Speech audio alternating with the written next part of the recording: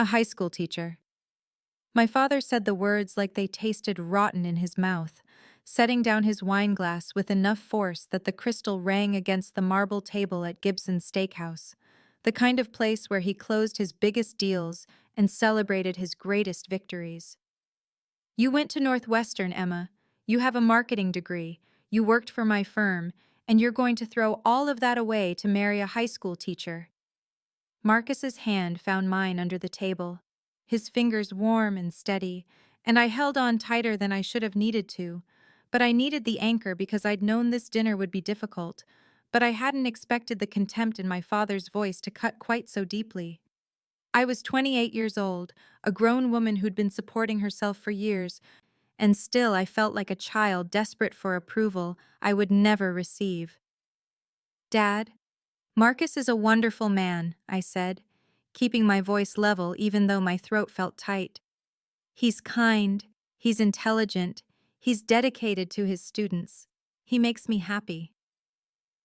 My mother, Patricia, reached across the table with that practiced gesture of concern she'd perfected over 32 years of marriage to Richard Harrison, founder and CEO of Harrison Development Group, the man whose commercial real estate projects dotted the Chicago skyline like monuments to his success. Sweetheart, no one is saying Marcus isn't nice, she said in that placating tone that somehow always supported my father while pretending to sympathize with me. But you have to think about your future, about the kind of life you want, the kind of family you'll raise. My younger brother Derek sat across from me, 25 and already vice president of acquisitions at Dad's company, his title more impressive than his actual authority, and he studied his plate like the medium-rare filet mignon contained answers to questions he was too afraid to ask. He wouldn't meet my eyes, wouldn't defend me, wouldn't risk contradicting our father. I understood. I'd been there too. I am thinking about my future, I said, and Marcus squeezed my hand once, a silent gesture of support that meant more than any words could have. That's why I'm marrying Marcus. That's why I invited you all here tonight, to share our happiness and to ask you to be part of our wedding. My father leaned back in his chair, his expression hardening into something cold and assessing, the same look he gave contractors who disappointed him or employees who failed to meet expectations. What does he make? 40,000? 50? Marcus's jaw tightened, but he said nothing, letting me fight this battle, respecting my choice even though I could feel the tension radiating from him. His salary isn't your concern, I said quietly. Neither is mine, for that matter. We're adults. We love each other. We're getting married in 6 months, and I really hope you'll be there. Richard Harrison picked up his wine again, took a slow sip, and looked at me with something that might have been disappointment or might have been disgust. I didn't raise you to settle for mediocrity, Emma.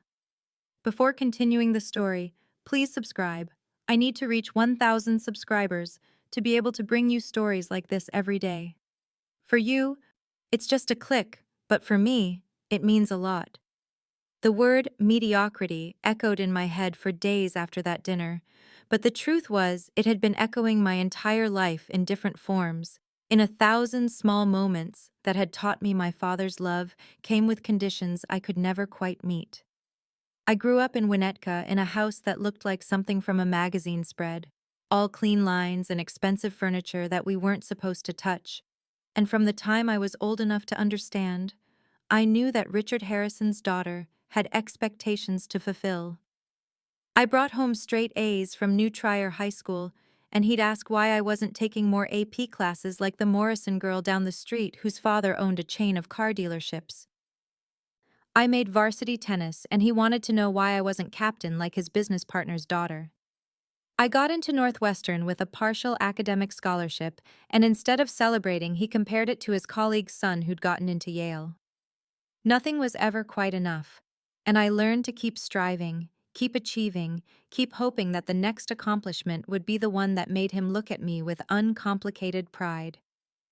I majored in marketing because I loved the creative strategy of it, the way you could tell a story that connected products to people's actual lives, but also because Dad said it was a practical business degree that would serve me well at Harrison Development Group, where he'd already decided I'd work after graduation. I did work there for 18 months after I graduated, handling marketing and public relations for his new developments. And I was good at it, increasing engagement and bringing in potential tenants through targeted campaigns. But he still treated me like I was playing at business rather than contributing real value. He paid me $52,000 a year when the market rate for my position and experience was closer to $68,000. And when I mentioned it, he said I should be grateful for the opportunity to learn from him. At company events, he'd introduce me as my daughter Emma. She helps out with our marketing, like I was a volunteer rather than a salaried employee with measurable results. He talked constantly about the children of his business associates, about who was marrying whom, about the son of the CEO of Henderson Properties, who'd make such a good match, about how important it was to build the right kinds of family connections in business. I met Marcus 2 years before that disastrous dinner, at a charity literacy event where his school had set up a booth and where I'd been volunteering to help with their marketing materials. He was reading Where the Wild Things Are to a circle of enchanted children, doing all the voices, completely unself-conscious in his joy, and when he looked up and smiled at me, I felt something shift in my chest, a recognition I hadn't known I was waiting for. We talked for 2 hours that first day, about books and teaching and the satisfaction of work that mattered even when it didn't pay well, and he asked me about my marketing work with genuine interest, asking thoughtful questions about strategy and storytelling that my father had never bothered to ask. We dated for 6 months before I introduced him to my parents, hoping foolishly that they'd see what I saw, his intelligence and kindness, and the way he made me feel valued for who I was rather than what I achieved. My father's face when Marcus mentioned he taught English at a public high school on the South Side told me everything I needed to know about how this would go. But I loved Marcus too much to let my father's disappointment dictate my life anymore. So when Marcus proposed on a snowy evening in Lincoln Park with his grandmother's simple gold ring, I said yes without hesitation, even though I knew exactly what it would cost me. The wedding planning began without my father's involvement or blessing, which shouldn't have surprised me, but somehow the absence still created a hollow ache I couldn't quite ignore. Like a tooth that had been extracted, leaving a gap my tongue kept finding. My mother called 3 days after the engagement dinner with apologies that sounded rehearsed, explaining that Dad just needed time to come around and that I should understand how he worried about my future, as if his cruelty at Gibson's had been some form of paternal concern rather than calculated rejection. I asked if she'd come to a dress fitting with me, and she said she'd have to check Dad's schedule, which told me everything about where her loyalty lay. And when I hung up the phone, Marcus found me crying in our apartment kitchen and held me without saying anything because there was nothing to say that would make it hurt less. Derek texted occasionally with non-committal messages. Hope wedding planning is going well, and sorry I've been busy with work. And I understood he was caught between his sister and his employer, between love and fear was winning because it always did with our father. Marcus and I decided on a June wedding at a botanical garden in Glencoe. Nothing extravagant but beautiful, with 200 guests including his large extended family and my friends and colleagues, and we paid for everything ourselves with our combined savings of $18,000 that we'd been putting aside for a down payment on a house. I looked at wedding budgets and vendor quotes, and tried not to think about how my father could have written a check for the entire wedding without noticing the expense, how he'd spent more on the custom mahogany built-ins in his home office than our entire celebration would cost. But he'd made his position clear, and I wouldn't beg. I was addressing invitations on a Tuesday evening in March, 3 months before the wedding, when my mother called and asked me to please reconsider, to maybe postpone the wedding and give Dad more time, and when I said absolutely not, she put him on the phone without warning. His voice was cold and formal, like he was speaking to a disappointing employee he was about to terminate. Emma, I'm going to say this once. If you marry this man, you are no longer my daughter. You will not be welcome in my home. You will not be part of this family. You're making a choice, and choices have consequences. I felt something break inside my chest, some last fragile hope I'd been protecting, and I heard myself say with a steadiness I didn't feel, "Then I guess I'm making my choice, Dad," and I hung up before he could respond. I told Marcus what had happened, and he looked stricken, asking if I wanted to wait, if we should try family counseling, if there was anything he could do, and I kissed him and said the only thing I wanted was to marry him and build a life that had nothing to do with my father's approval. Marcus's family, by contrast, embraced me with a warmth that felt almost foreign. His mother, Maria, insisting on helping with flower arrangements, his father, Robert, offering to arrange the rehearsal dinner, his three sisters arguing cheerfully over bridesmaids' dresses and treating me like I'd always been their sister. And I realized this was what family could look like when it wasn't conditional on performance and status. 3 weeks before the wedding, my mother sent a short email. "Dad and I won't be able to attend. I'm so sorry. I hope you understand." I didn't understand, but I was done trying to. The morning of June 14th arrived with perfect weather, cloudless sky, and gentle warmth, the kind of day I'd imagined when we first booked the botanical garden, and I woke up in the guest room at Marcus's parents' house feeling a strange combination of excitement and grief that made my chest feel too tight. Maria brought me coffee and helped me into my dress, a simple ivory sheath with delicate lace cap sleeves that I'd found at a small boutique in Evanston for $2,200, far less than my mother had probably imagined spending on her daughter's wedding gown, back when she still allowed herself to imagine this day. And as Maria fastened the tiny buttons along my spine, she said quietly, "You're gaining a family today, mija, not losing one." But we both knew I'd already lost the family I was born into months ago. My bridesmaids arrived, Marcus's three sisters and my two closest friends from college, and they filled the room with chatter and laughter that felt like armor against the sad truth that my own mother wasn't there to see me, that the chair reserved for parents of the bride would sit empty next to the full row of Marcus's warm, chaotic, loving family. Derek texted me an hour before the ceremony. "I'm coming. Dad told me not to, but I'm coming anyway. I'm sorry it took me this long." I cried when I read it, grateful for this one small act of courage from my brother, even though it came so late. And when he arrived at the garden looking nervous and guilty, I hugged him and told him I was glad he was there, because despite everything, he was still my brother. The ceremony was set for 4 o'clock under a rose arbor with white garden chairs arranged in rows for our 200 guests. And as the time approached, I stood in the small preparation room with my bouquet of peonies and garden roses, trying not to think about all the times I'd imagined my father walking me down that aisle, his arms steady under mine, his rare smile of uncomplicated pride.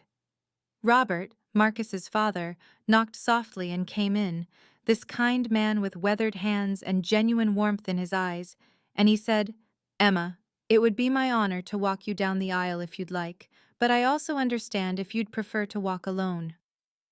I considered it for a long moment, imagining how it would feel to accept this generous offer from a man who'd shown me more fatherly care in 2 years than my own father had managed in 28.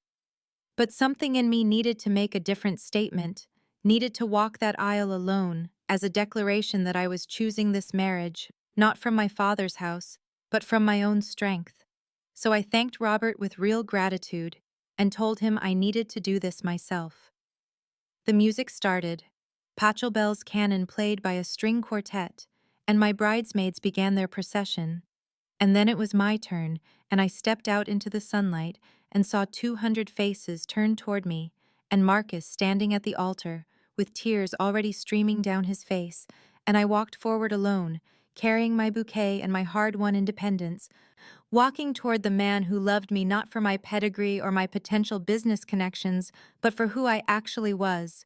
And when I reached him and took his hands, I felt something like freedom, despite the father-shaped absence that ached in my peripheral vision.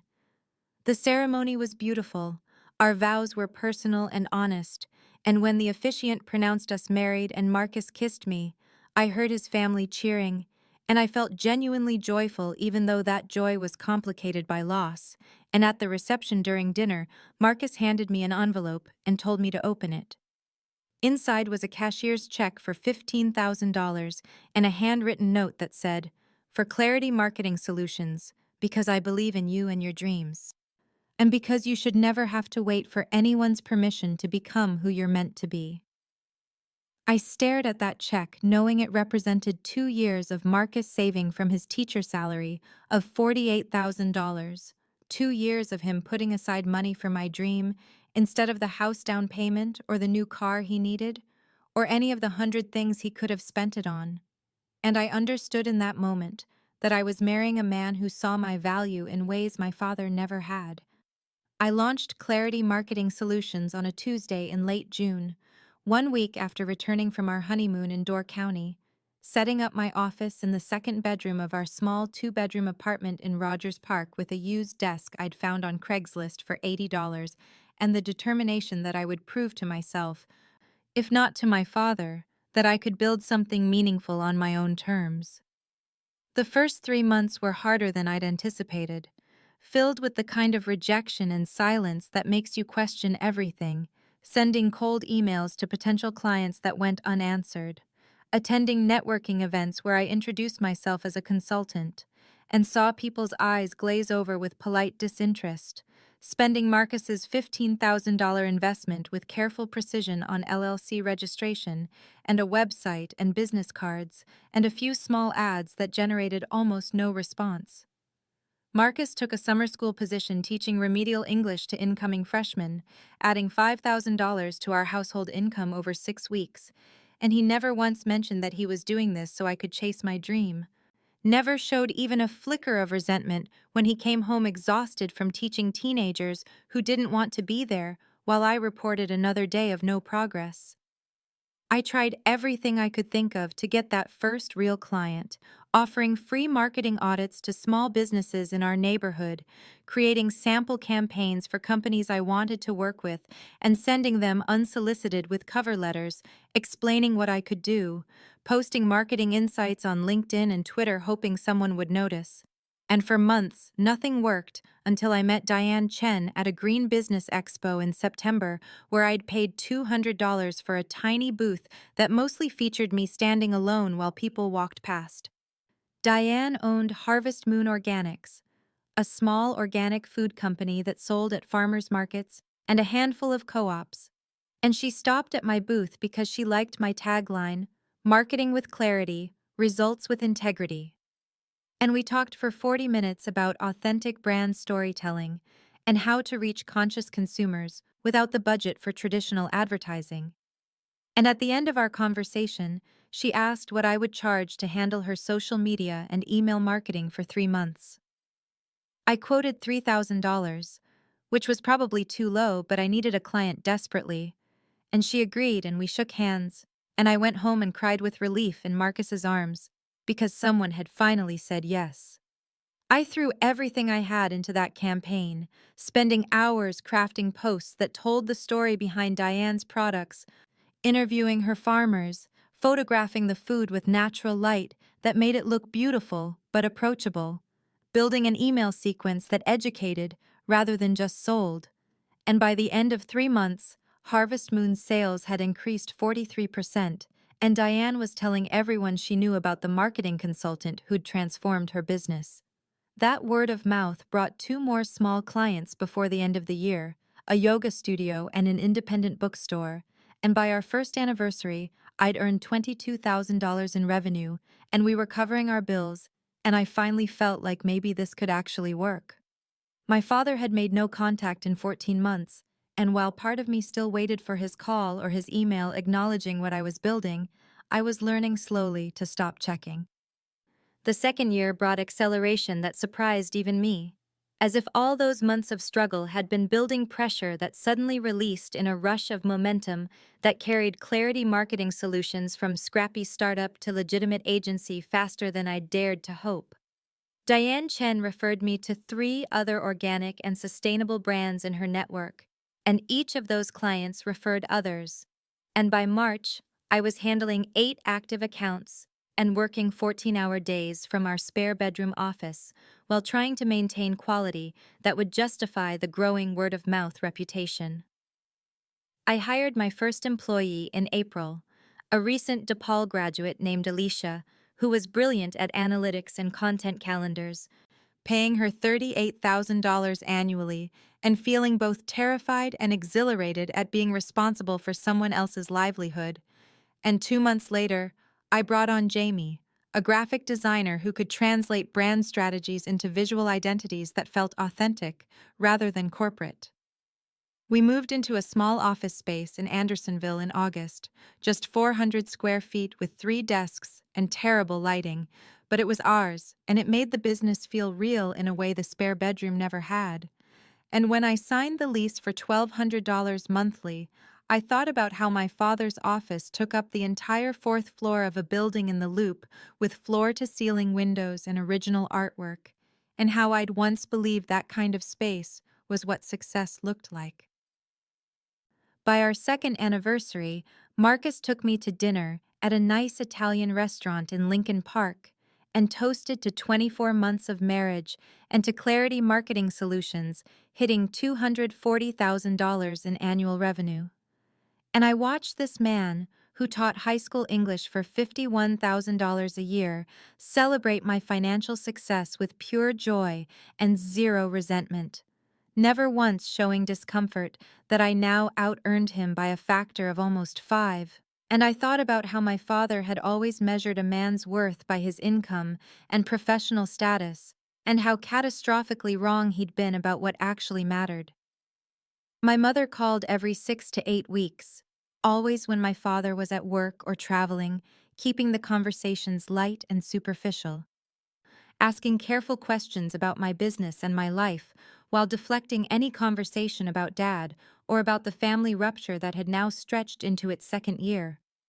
She never asked to visit, never suggested meeting for coffee, never acknowledged that she'd missed our wedding or that she was complicit in my father's rejection. And after each call, I felt hollowed out and angry at myself for still hoping these conversations might lead somewhere real. The lingering pain of my family's absence lived like a constant low-grade ache beneath the genuine happiness of my marriage and the satisfaction of my growing business. A wound that I'd learned to work around, but that never fully healed. And sometimes at night I'd lie awake wondering if my father ever thought about me, if he ever regretted his ultimatum, if he felt any curiosity about the business I was building, or any pride in what I'd accomplished without his help, or his name, or his connections. But I never called him to find out, because I knew the answer would probably break something in me I was trying hard to protect. The major breakthrough came in January of year 3, when Jake Morrison, the regional director of Harvest Table Restaurant Group, called me after firing the corporate agency that had been managing their marketing for 15 locations across Illinois and Wisconsin. Jake had heard about my work from 3 different sources, and he was willing to take a chance on my small agency because he was tired of generic campaigns that treated his farm-to-table concept like every other casual dining chain. And when I pitched him on storytelling that featured actual farmers and seasonal ingredients and the real people behind each location, he signed an $85,000 annual contract that was more than triple my previous largest client. I hired 2 more people immediately, Kenji for copywriting and Melissa for project management, moving us to a larger office space in Lakeview with actual conference rooms and natural light. And I threw everything we had into the Harvest Table campaign, creating content that went beyond beautiful food photography to tell the stories of the heirloom tomato farmer in Woodstock and the artisan cheesemaker in Door County and the line cook at the Evanston location who'd worked his way up from dishwasher.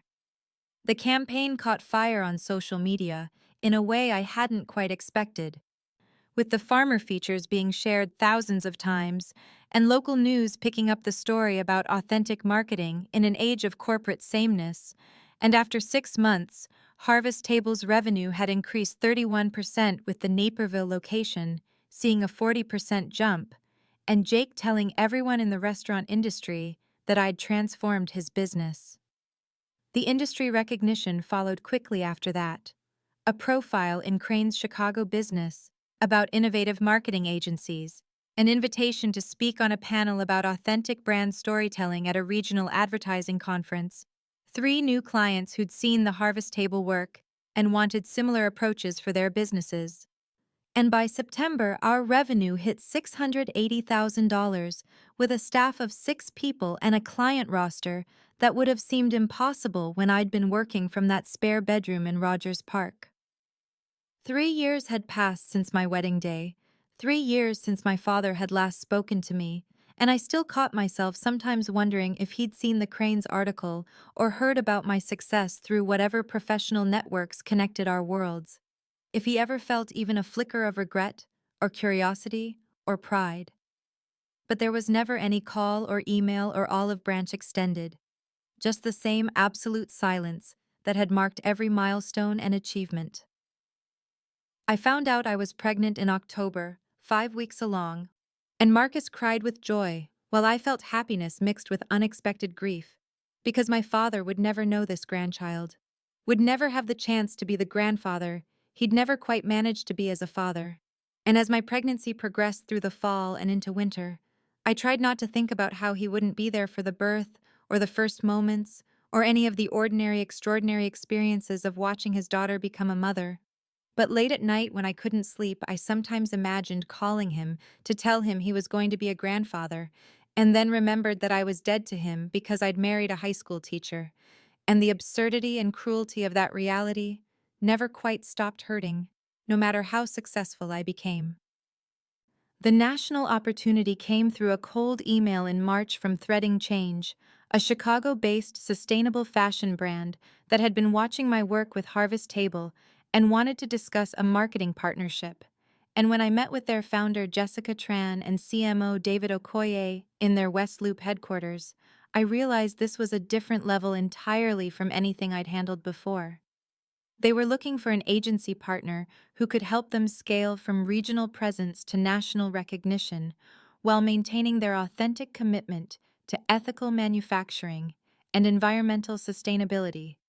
And they'd been burned by 2 major agencies that had treated them like just another fashion client, without understanding that their customers cared deeply about values and transparency and would reject anything that felt corporate or manufactured.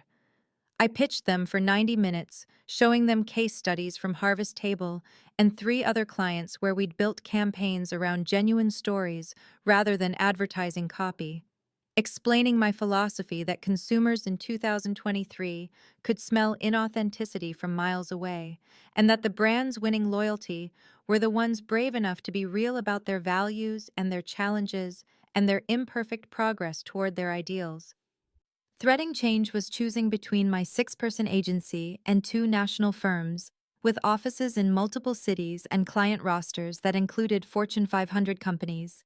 And when Jessica called me 4 days later to say they were going with Clarity Marketing Solutions with an initial contract of $200,000, I had to sit down because my hands were shaking, and I couldn't quite believe that my little agency that had started in a spare bedroom was now playing at this level. The campaign we built over the next 6 months exceeded every metric they'd hoped for. A multi-platform storytelling approach that featured garment workers in their partner factories in Vietnam and Peru, the actual environmental impact data for their supply chain, behind-the-scenes content showing the complicated reality of sustainable fashion, including the higher costs and longer timelines and difficult choices. And customers responded with fierce loyalty that translated to a 47% increase in online sales and expansion into 32 new boutique retail locations across the country. Jessica expanded our partnership to $350,000 annually in October, making Threading Change our anchor client and pushing Clarity Marketing Solutions past the $1 million revenue mark for the year. And when Forbes reached out in November about including me in their 30 Under 30 list for marketing innovation, I felt like I was living someone else's life, because I was still only 29 and just 4 years removed from that devastating wedding day when my father had made his absence felt like a punishment for choosing love over status. The Forbes profile ran in January, with a photo of me in our office surrounded by my team of now 8 employees, a 2-page spread that detailed my journey from startup to success and quoted 3 clients about my approach to authentic brand building. And my phone didn't stop ringing for weeks afterward with inquiries from potential clients and speaking invitations and podcast interview requests. And by March, when Marcus and I celebrated our 4th anniversary, our company revenue had reached $1.2 million with a staff of 10 and a client roster that included 3 national brands and a dozen regional companies. And still there was no word from my father. No acknowledgement that his disowned daughter had built something remarkable. No curiosity about whether he'd been wrong about Marcus or about my ability to succeed without his name or his connections or his approval. Just the same silence that had now stretched into its 5th year and had become almost easier than contact would have been because at least silence was predictable and couldn't hurt me in new ways. By the spring of year 5, my company had grown to 12 employees working across 3 main practice areas with a client roster that included 5 national brands and dozens of regional companies. And we'd won 2 industry awards for campaign innovation and been featured in Ad Age as an agency to watch. And Marcus and I had bought a beautiful 4-bedroom house in Oak Park with a backyard where Sophie could play and excellent public schools where Marcus talked with genuine excitement about eventually enrolling her. And watching him push her on the swing set he'd assembled himself or read to her before bed, or make her laugh with silly songs during dinner. I felt grateful every single day that I'd chosen this life over my father's approval because what we'd built together was real and solid and full of love in ways that had nothing to do with status or money or impressing anyone. Sophie was 18 months old now, walking and starting to say words beyond mama and dada, and she had Marcus's warm brown eyes and my stubborn determination and a laugh that could light up a room. And I took thousands of photos of her that I sometimes imagined showing to my father before remembering that he'd chosen to know nothing about this grandchild who was growing up without him. Marcus had been promoted to department head of English at his school in January with a salary increase that he'd celebrated not because of the money, but because it meant he could mentor new teachers and help shape curriculum and make a broader impact on students' lives. And he came home most days energized rather than depleted, talking about a breakthrough with a struggling reader or a beautiful essay from a senior or a new approach to teaching poetry that had actually gotten teenagers excited about Langston Hughes. And I loved that he loved his work and had never once shown resentment or insecurity about the fact that my company now generated almost $2 million in annual revenue while he made $58,000 a year because he understood that worth wasn't measured in income and that we were partners building a life together rather than competitors. Our marriage was solid in ways that felt almost miraculous, given how many couples we knew who were struggling or divorcing or just going through the motions, built on genuine friendship and mutual respect, and shared values about what mattered in life.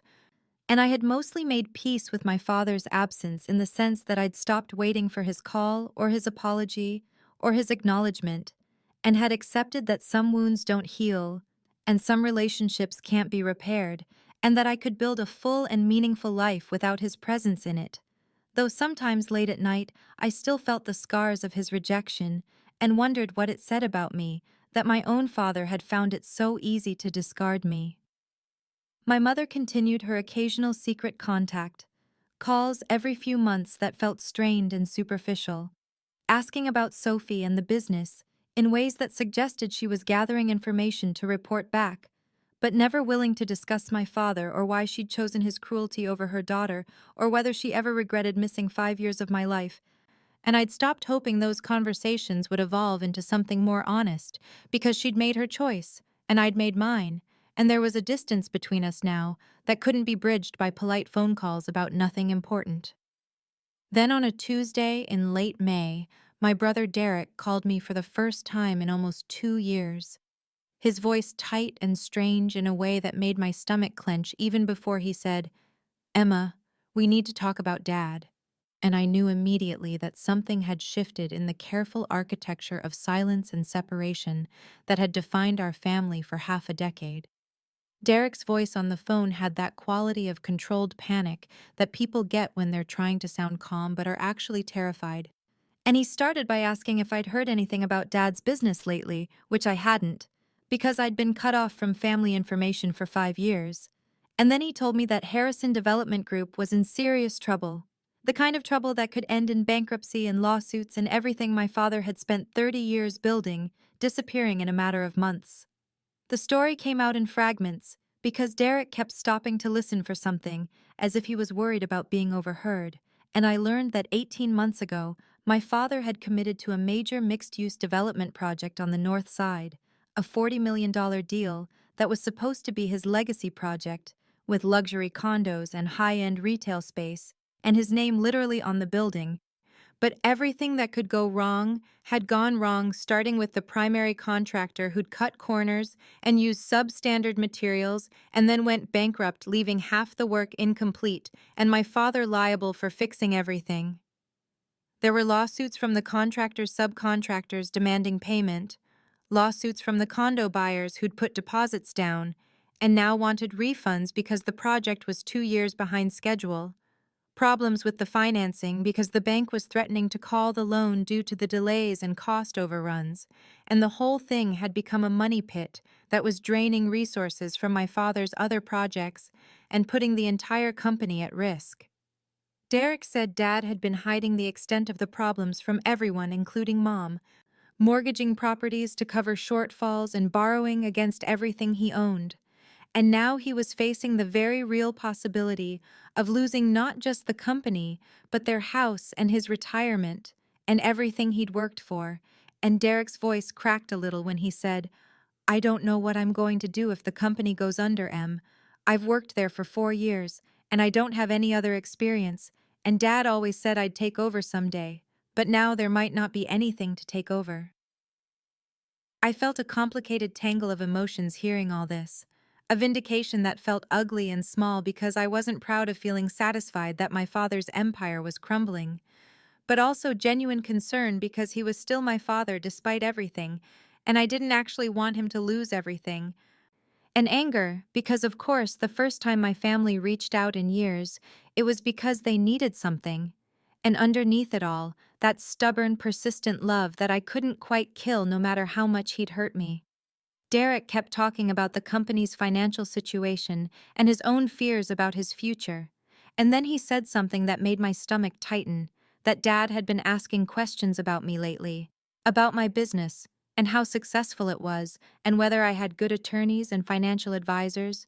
And I asked Derek directly why he was really calling and what Dad wanted from me.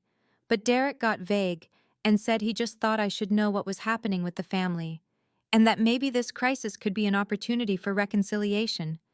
And I knew he was lying, or at least not telling me everything, but I didn't push because I could hear the genuine fear in his voice and understood that he was caught between his loyalty to Dad and whatever conscience was telling him to warn me.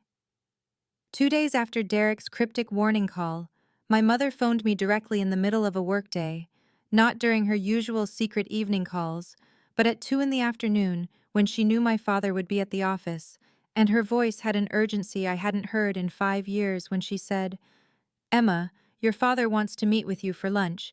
He has something important to discuss, and I think you should agree to see him." And I felt my whole body tense because I'd spent half a decade building walls against exactly this moment, and now those walls were being tested. My instinct was to say no immediately, to protect myself from whatever manipulation or disappointment was coming.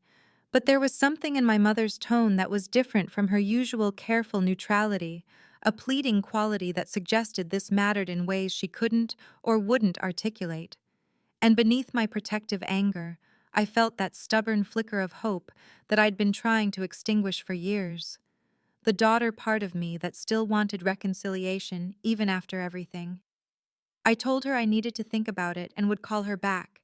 And when I told Marcus that evening about the lunch request, he was quiet for a long moment before saying, "I'll support whatever you decide, but I'm worried he's going to hurt you again, Em. And I don't know if I can watch that." And I loved him for his protectiveness and his honesty, and the fact that he wasn't telling me what to do, but was letting me know the emotional cost he saw coming. I thought about it for a day, weighing my hard-won peace against my curiosity about what had changed and what my father could possibly want after 5 years of treating me like I didn't exist. And finally, I called my mother back and agreed to lunch because I needed to know what this was about, and because some part of me needed to see him face to face and show him the person I'd become without his approval. The lunch was scheduled for Thursday at Marcello's, an upscale Italian restaurant in the financial district where my father had taken me to celebrate business wins back when I worked for him briefly. And I recognized the choice as a power play because it was his territory and his kind of place, with its dark wood and leather booths and clientele of men in expensive suits making deals over veal piccata. I dressed carefully that morning in a navy suit that looked professional and successful without trying too hard, and I drove downtown with my heart beating too fast and my hands tight on the steering wheel. And when I walked into Marcello's 15 minutes early, because I didn't want to give him the advantage of being there first, I saw him already seated in a corner booth, looking older and more strained than I remembered. His hair grayer, and his face carrying lines of stress that hadn't been there 5 years ago. And when he looked up and saw me approaching, his expression was complicated in ways I couldn't read. Not warm, but not entirely cold either, just carefully controlled. He stood as I reached the table in a gesture of formal courtesy that felt strange given that this was my father who used to toss me in the air when I was little, and his greeting was stilted when he said, "Emma, thank you for coming," as if I were a business associate rather than his daughter, and I slid into the booth across from him feeling like I was entering a negotiation rather than a family reunion. The conversation started with uncomfortable small talk about traffic and the restaurant's new menu and the weather, both of us avoiding anything substantive, and then he asked in a tone that tried for casual interest but landed closer to awkward obligation. "So how is the baby? Sophie, is it?" And I felt a flash of anger that he had to confirm his own granddaughter's name, but I kept my voice even when I said, "She's 18 months old and she's wonderful, walking and starting to talk. She loves books and music and making people laugh." And I watched his face for some reaction, but he just nodded and said, "That's nice," as if I'd told him about a pleasant vacation rather than the grandchild he'd never met. The real agenda emerged slowly after we'd ordered and received our meals, a process that felt excruciating because we were just sitting across from each other, making strained conversation while I waited for him to reveal why I was actually there. And finally, after he'd finished most of his ossobuco, he cleared his throat in that particular way he had when he was about to say something he found distasteful and said, "I understand your business has been quite successful. I've seen some articles, and Derek mentioned you've done well for yourself."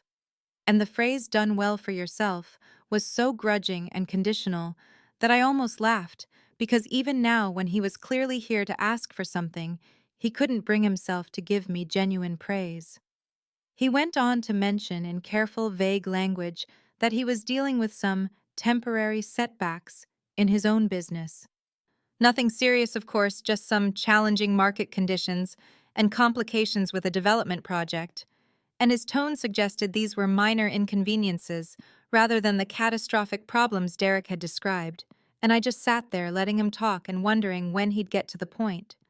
Then he shifted in his seat, and his voice took on a more businesslike quality when he said, "I'm doing some restructuring of the company to better position us for the current market, and to secure some new financing arrangements, just smart business practices.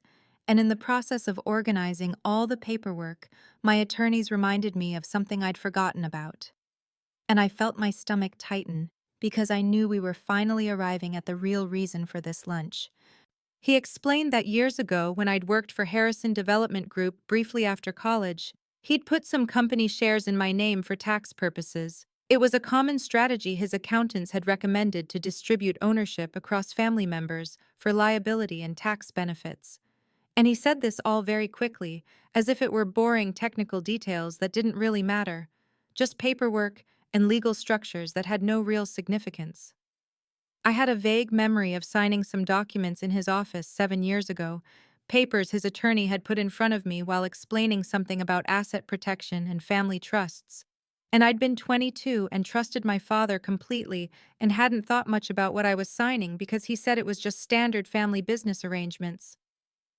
Now he was telling me that as part of his restructuring, he needed to consolidate ownership and simplify the company structure, which meant he needed my signature to transfer those shares back to him so he could use them as part of his financing package, and the way he said it made it sound like the most reasonable request in the world, just a simple formality to clean up some old paperwork, nothing that should require much thought or discussion. It's really just a technicality, he said, pulling a folder from the briefcase beside him and sliding it across the table toward me. My attorneys have prepared all the documents. You just need to sign here, and we can get this resolved quickly. I know you're busy with your own business, and I don't want to take up too much of your time. The casual dismissiveness of it took my breath away. The assumption that, of course, I would immediately comply with whatever he needed because he was my father and he was asking, with no acknowledgement of the 5 years of silence between us, or the fact that he'd disowned me, or that he'd never met his granddaughter. Just this transactional request delivered over lunch as if we had a normal father-daughter relationship, where these kinds of favors were routine. I looked at the folder on the table between us and felt something click into place in my mind. A clarity that cut through the confused emotions of sitting across from my father for the first time in 5 years, and I realized that this lunch had never been about reconciliation or apology or acknowledging his granddaughter. It had been purely transactional from the beginning. A business meeting disguised as a family reunion because he needed something from me and thought the biological connection would be enough to ensure my compliance. I didn't touch the folder when I said, I'll need to have my attorney review these documents before I sign anything. This is the first I'm hearing about owning shares in your company, and I want to understand exactly what I'd be signing. And I watched my father's face shift through a series of micro-expressions. Surprise first that I had an attorney, then irritation that I wasn't immediately agreeing, then a forced patience that looked like it was costing him effort to maintain. There's really nothing to review, Emma, he said with that tone he used to use when he thought I was being unnecessarily difficult. It's straightforward paperwork. My attorneys have already done all the legal work. You're just transferring back what was always meant to be temporary. I thought we could take care of this today and not drag it out. The assumption that I would just sign whatever he put in front of me without question made me feel like I was 22 again, sitting in his office trusting him completely, and I felt a flash of anger at that younger version of myself for being so naive, and at him for expecting that same naivety now. Before I could respond, my mother spoke up for the first time since we'd ordered, her voice carrying that pleading quality that I associated with all her attempts to smooth over my father's rougher edges when she said, "It's just a signature, sweetie. It would help the family so much. Your father has worked so hard to build this company, and he just needs this one small thing to get through this difficult period." And I looked at her and saw the same woman who had let him disown me without protest, who had missed my wedding and been a secret presence in my life for 5 years, and I felt the weight of being asked to prioritize their needs over my own boundaries yet again. What struck me most painfully was what neither of them had said during this entire lunch. No acknowledgement of the 5 years of silence, no apology for missing my wedding or for the cruel things my father had said about Marcus. No real interest in Sophie beyond that one perfunctory question. No recognition that there was a relationship rupture that needed addressing before we could move forward with business matters. And I realized they genuinely believed that family obligation should override everything else, that I should just help because he was my father regardless of how he'd treated me. I closed the folder without looking at the documents inside and said, "I'll have my attorney review everything and get back to you next week." And I stood up from the table because I needed to leave before the old patterns of guilt and obligation could override my instincts. And my father said, "Emma, sit down. We're not finished here," in that commanding voice that used to make me immediately comply. But I stayed standing and said, "Yes, we are. I'll be in touch after I've had the documents reviewed." and I walked out of Marcello's without looking back, even though I could feel both of them staring after me. I sat in my car in the parking garage for 10 minutes before I felt steady enough to drive, and when I got home that evening and told Marcus everything that had happened, he listened quietly and then said, "I'm proud of you for not signing anything on the spot. This whole thing feels wrong, Em. Like he's using you." And hearing him say out loud what I'd been feeling helped solidify my resolve to treat this like the business matter my father had made it, rather than the family reconciliation I'd been hoping for. I called Sarah Chen the next morning and emailed her the folder of documents my father had given me. And she called me back 3 hours later, which felt like the longest 3 hours of my life, because I kept thinking about that lunch and the casual way my father had slid those papers across the table as if my signature was just a foregone conclusion. Sarah's voice was serious when she said, "Emma, we need to talk about this in person. Can you come to my office this afternoon?" And the tone made my stomach drop, because I'd been hoping she would say it was nothing, just sign and be done with it. But instead, I found myself sitting across from her desk at 2 o'clock, watching her tap a pen against the documents spread in front of her. "These shares are legitimately yours," she said without preamble. "They were transferred into your name 7 years ago, and according to everything I can find, that transfer was legal and complete, which means you own 15% of Harrison Development Group outright. This isn't some technicality or temporary arrangement regardless of what your father told you." I felt something shift in my chest, a recognition that this was real, that I actually owned a piece of my father's company, and Sarah continued. "Based on the financial documents he included for the restructuring, which he had to provide to show the current company valuation, I estimate your shares are worth approximately $450,000, even with the company's current troubles, and that's a conservative estimate because if he manages to save the business and it recovers, they could be worth significantly more."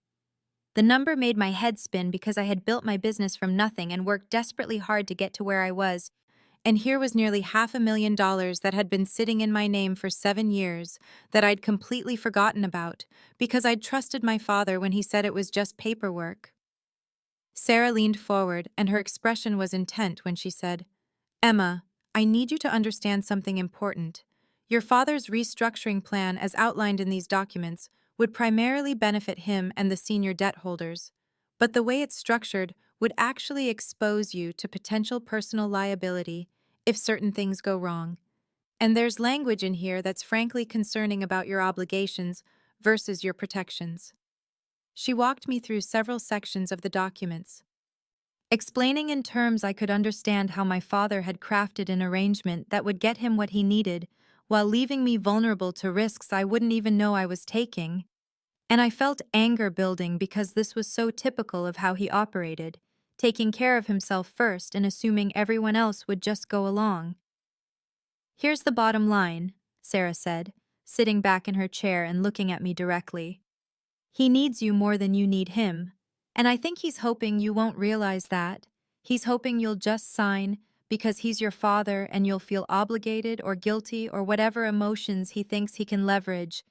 But legally and financially, you have no obligation to help him, and significant reasons to be very careful about how you proceed." I sat there absorbing this information and feeling the power dynamic I'd always known with my father shifting fundamentally, because for the first time in my entire life I had leverage in our relationship. I had something he desperately needed and couldn't get without my cooperation. And the question was what I was going to do with that leverage. I left Sarah's office with the documents in my briefcase, and a clarity I hadn't felt in years. And I spent the next 3 days thinking about what I actually wanted from this situation, while Marcus and I talked through every possible angle during late-night conversations after Sophie was asleep. The truth was that I didn't need the money. My business was successful enough that $450,000 would be wonderful, but not life-changing. And what I realized over those 3 days of reflection was that this wasn't really about the shares or their value. It was about something deeper that had been unresolved for 5 years. the fundamental rupture in my relationship with my father, and whether there was any possibility of genuine reconciliation, or whether that hope was just the stubborn dream of the daughter I used to be. Marcus listened as I worked through my thoughts out loud and said, "What do you actually want to happen here? Not what you think you should want, or what would be fair financially, but what would make you feel like this ended the right way?" And I sat with that question for a long time before I could answer honestly. What I wanted wasn't revenge, even though part of me felt entitled to it after 5 years of silence and rejection. And what I wanted wasn't even primarily the money, although Sarah was right that I deserved fair compensation for something that was legitimately mine. What I wanted was for my father to actually see me and acknowledge what he'd done and take real responsibility for the years we'd lost. And I wanted him to meet his granddaughter, not as an awkward obligation, but as someone he genuinely wanted to know. And most of all, I wanted some kind of relationship that was built on mutual respect rather than his conditional approval that could be withdrawn the moment I disappointed him.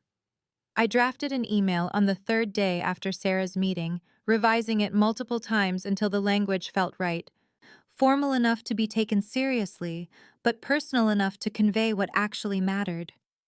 I proposed that I would sign the transfer documents for a payment of $400,000, which Sarah had confirmed was under the actual value but still fair compensation, but that the signature was contingent on more than just the financial transaction. I required a family dinner at my home where my father would apologize specifically for disowning me and missing my wedding and 5 years of my life, where he would acknowledge Marcus's worth as both my husband and as a person, and where he would commit to being a genuine grandfather to Sophie, with regular contact and involvement rather than just showing up for this one dinner to get what he needed. Marcus read the email before I sent it and looked at me with something like pride in his eyes when he said, "This is exactly right, Em. You're not being vindictive, and you're not being a pushover. You're asking for what you actually deserve, which is both fair payment and basic human respect." And I felt grateful once again for having married someone who understood that I could be strong and still want reconciliation, that those two things weren't contradictory. I hit send on the email at 9 o'clock on Thursday night, and then sat staring at my phone wondering how long it would take for my father to respond, and whether he was even capable of meeting the conditions I'd laid out. Because the money part would be easy for him, even with his company's troubles. But the apology and the genuine relationship piece would require him to be vulnerable and admit fault, which I'd rarely seen him do in my entire life. My phone rang at 7:15 the next morning, barely 12 hours after I'd sent the email, and I knew before looking at the screen that it was my father, because that was exactly his pattern: to respond to anything he perceived as defiance with immediate aggression before the other person had time to feel confident in their position. I answered, and didn't even get out a full greeting before his voice came through loud and sharp, with an anger I recognized from childhood moments when I'd disappointed him. "How dare you try to extort your own family, Emma? Those shares were always meant to be temporary, just a tax arrangement like I told you. And now you're holding my business hostage because what? You want revenge for some imagined slight from years ago?" I felt my hands shaking, but kept my voice level when I said, "Dad, I'm not extorting anyone. I'm offering you a fair solution," Sarah confirmed. "The shares are legally mine and worth more than I'm asking, and the other conditions aren't unreasonable. They're just asking you to be a father and grandfather." But he talked right over me, saying, "Unreasonable? You're demanding I perform like some trained animal, apologize for protecting my family from a bad decision you made, pretend that teacher you married is something he's not, all so you can feel like you won some kind of victory?" His words stung the way they always had, that casual cruelty that dismissed everything I valued. And I heard Marcus moving in the kitchen and knew he could hear my father's raised voice through the phone. "Those shares belong to the family business," my father continued, his tone shifting to something harder and more threatening. "And if you think you can just steal what's rightfully part of Harrison Development Group because you're bitter about choices you made, you're going to find out exactly how ugly legal battles can get. I have attorneys who will bury you in paperwork and depositions and litigation costs until you're begging to settle." I took a breath and thought about Sarah's words, that he needed me more than I needed him, and I said with a calmness I didn't entirely feel, "Dad, you can threaten me all you want, but we both know those shares are mine legally, and your company can't complete the restructuring without my signature. My conditions are generous and non-negotiable. You have 1 week to decide if you want to resolve this, or if you want to watch your business fail because you're too proud to apologize to your daughter." He sputtered something about family loyalty and how I was being vindictive and petty, throwing around words like ungrateful and selfish. But I said, "1 week, Dad. The offer stands until next Thursday at 5 p.m. After that, I'll consider other options for the shares." And I hung up while he was still talking, my heart pounding so hard I thought I might be sick. Marcus was beside me immediately, pulling me into a hug while I shook with adrenaline and old fear and something that might have been grief for the father I'd wanted him to be. And we stood there in our kitchen for a long moment before my phone rang again, and I saw it was my mother, which I'd known was coming because this was their pattern too. Dad's rage followed by Mom's tears and guilt. I answered and heard her crying before she even spoke, her voice thick when she said, "Emma, sweetheart, please, you're tearing this family apart. Can't you just sign the papers and help your father? He's under so much stress, and now you're making everything so much harder. Why are you being so stubborn about this?" And I felt the familiar pull of her disappointment, the lifetime of trying to keep peace by making myself smaller, but I said as gently as I could, "Mom, I'm offering a fair solution. If Dad wants my help, he needs to actually be my father. I'm not being unreasonable." But she just kept crying and saying, "Please, Emma, please, just be reasonable.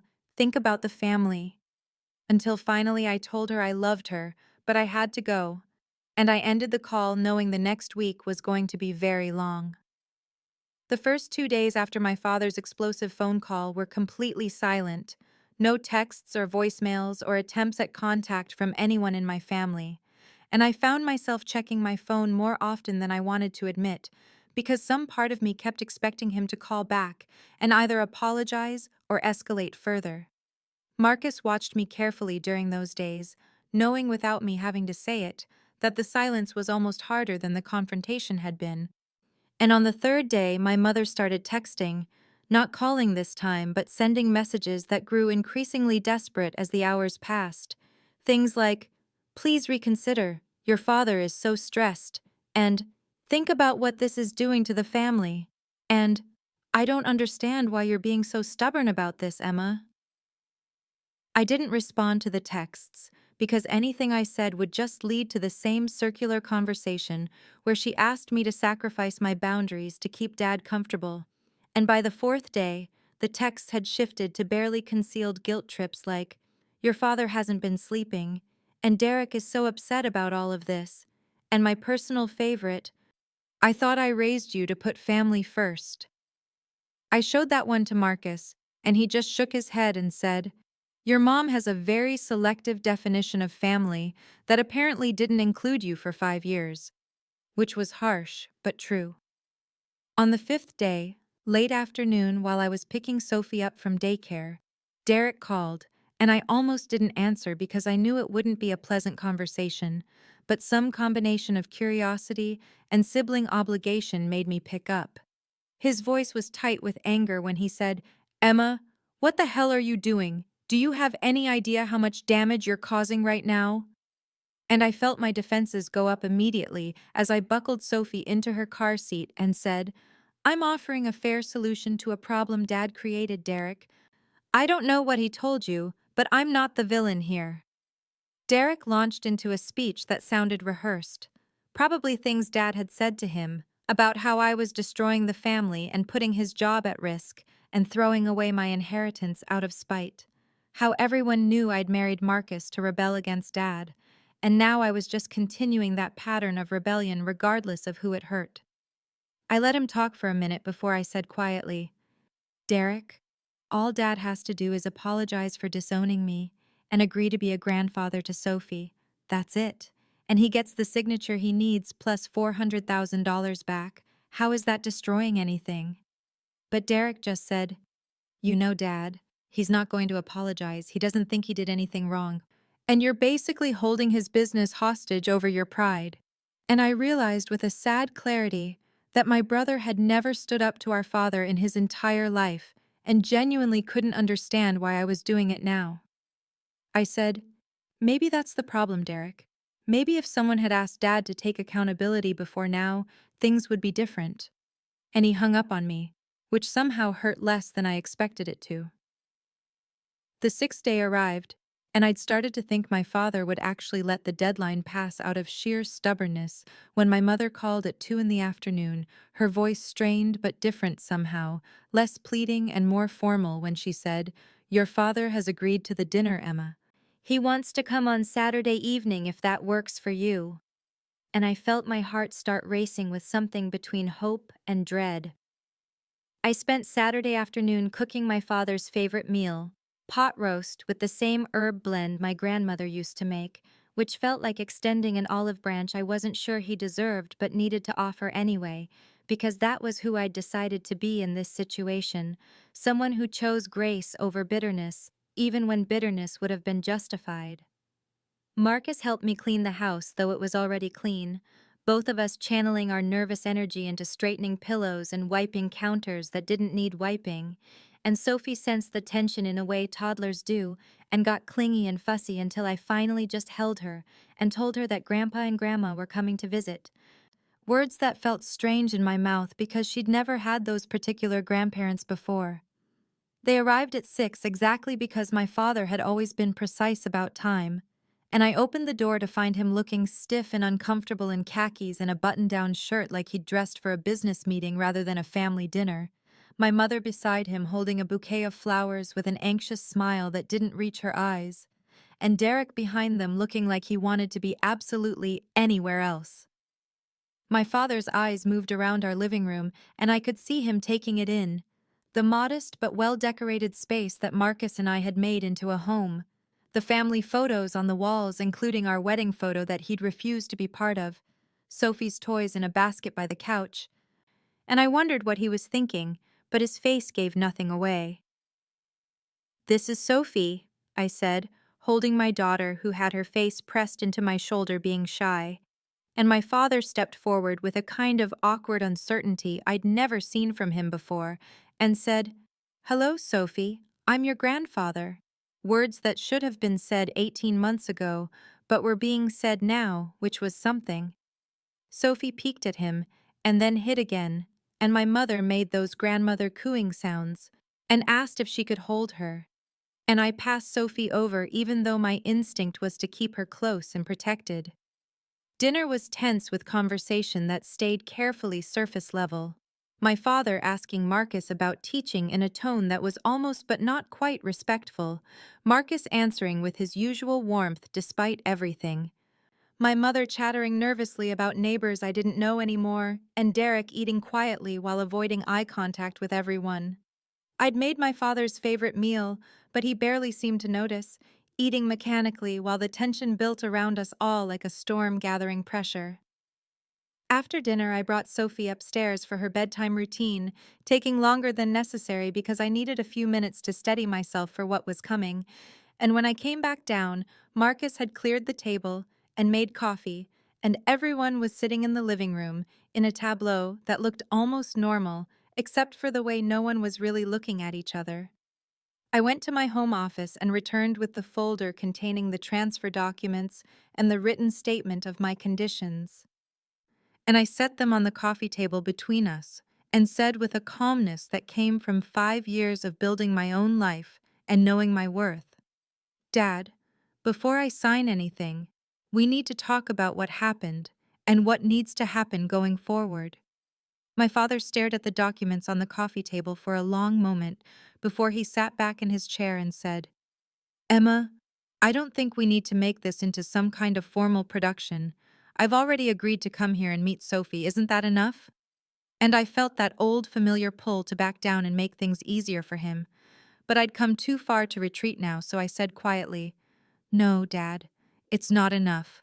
You disowned me 5 years ago for marrying the man I love, and you need to actually acknowledge that and apologize for it."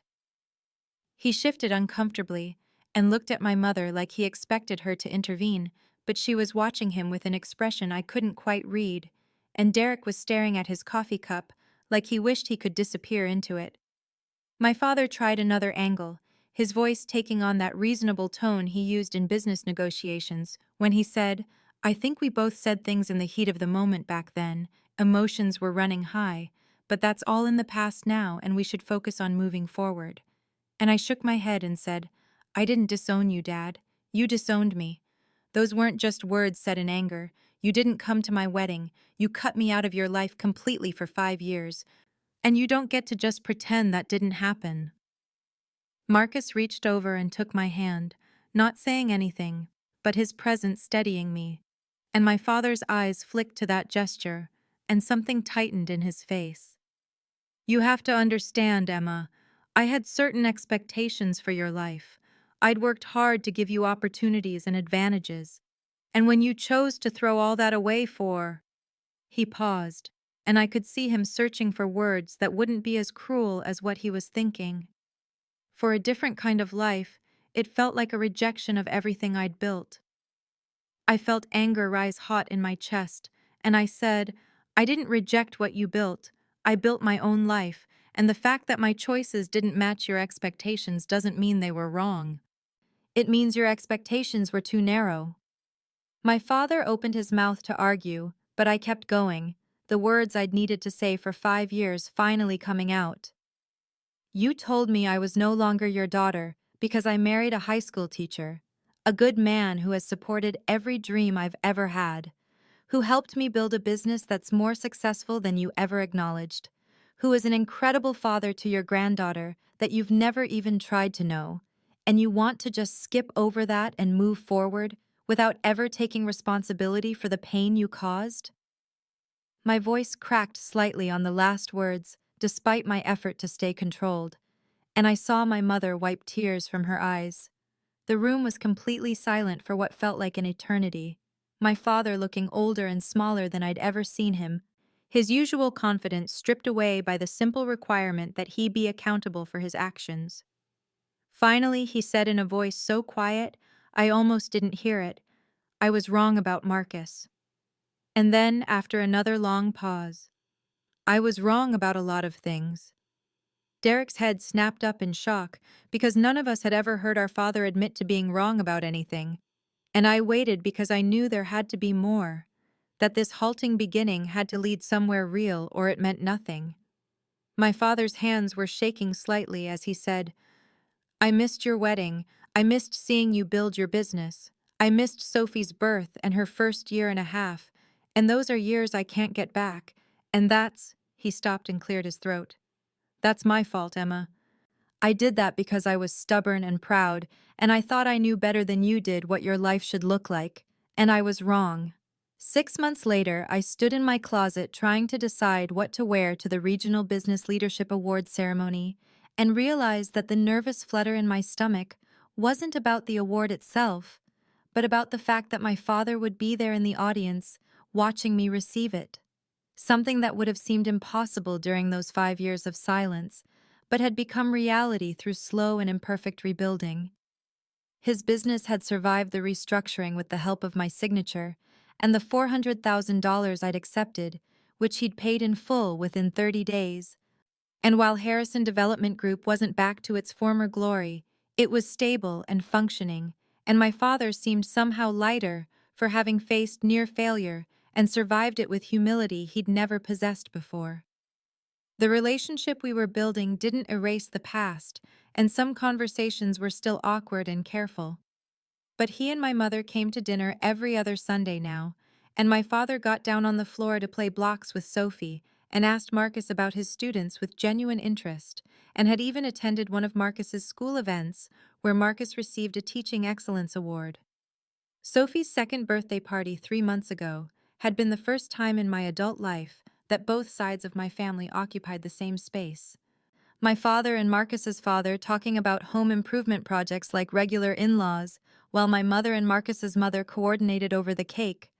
And I'd stood there watching it all, feeling grateful and sad at the same time, because it proved this normalcy had been possible all along, if my father had just been willing to see past his own narrow definitions of worth. My business had continued its trajectory, and Clarity Marketing Solutions would close the year at approximately $1.8 million in revenue with a staff of 15 and a client list that included 3 national brands, and I'd been invited to speak at a marketing conference in October and had hired a proper CFO to help manage our growth. Marcus had been promoted to assistant principal starting next school year and was genuinely excited about it, and our marriage felt stronger than ever because it had been tested by external pressure and proven itself solid and real. Derek had apologized to me 6 weeks after that dinner, a stilted, uncomfortable apology that Dad had clearly pushed him to make, but which became more genuine as we talked, and he admitted he'd been jealous of my courage to choose my own path while he'd stayed safe in Dad's shadow, and we were slowly becoming actual siblings rather than just people who shared parents. Now I finished getting dressed in the navy suit I'd chosen, and Marcus came up behind me to zip it and said, "You look beautiful and successful and like exactly who you always were." And I turned to kiss him and said, "Thank you for seeing that even when I couldn't always see it myself." At the ceremony that evening, I sat with my team from Clarity Marketing, including Sarah Chen, who'd become both attorney and friend. And when they announced my name for the Innovation in Marketing Award, I walked to the stage with confidence that came from knowing I'd built something real and valuable, regardless of whether anyone was watching. The applause was generous, and I gave my prepared remarks about authentic storytelling and measuring what matters and investing in your team. And then, as I held the glass award and smiled for the photographer, I looked out into the audience and saw my father standing and clapping with an expression on his face I'd spent my childhood desperately seeking, pure, uncomplicated pride. After the ceremony, during the reception, a business acquaintance approached my father and said something I couldn't hear, and I watched my father gesture toward me and say clearly enough that I caught it, "That's my daughter Emma. She built that company from nothing." Words that once would have meant everything to me, but now meant something different and smaller, because I'd learned that my worth existed independent of his recognition, even though having his recognition did heal something I hadn't realized was still wounded. Later that night at home, after Marcus fell asleep, I sat in Sophie's doorway watching her sleep and thought about the whole journey from that terrible dinner where I'd announced my engagement to this moment now. And I realized I'd broken a pattern that might have continued for generations. Shown Sophie through my choices that love doesn't require you to diminish yourself, and that family can be chosen and rebuilt, and that the most important voice telling you your worth is your own.